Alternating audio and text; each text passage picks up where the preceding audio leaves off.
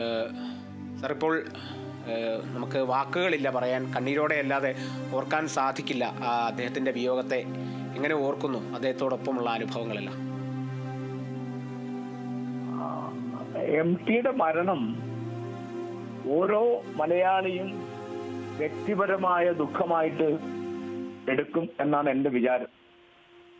അതിലൊരു ഇത്തിരി അധികം വ്യസനം, അനാഥത്വം, നഷ്ടബോധം എനിക്ക് അനുഭവപ്പെടുന്നുണ്ട്.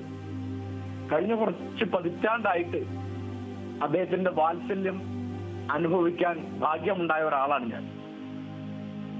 MT എത്തിപ്പെട്ട രംഗങ്ങളിലൊക്കെ സാഹിത്യമായാലും പത്രപ്രവർത്തനമായാലും സിനിമയായാലും സാംസ്കാരിക പ്രവർത്തനമായാലും അവിടെയൊക്കെ സ്വന്തമായി ഒരു കാലം നിർമ്മിച്ച ആളാണ് അദ്ദേഹം.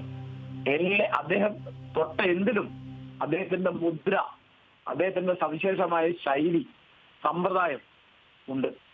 അതുകൊണ്ട് അദ്ദേഹത്തിന്റെ മരണം ഒരു കാലഘട്ടത്തിന്റെ അന്ത്യമാണ് എന്ന് ഞാൻ വിചാരിക്കുന്നു.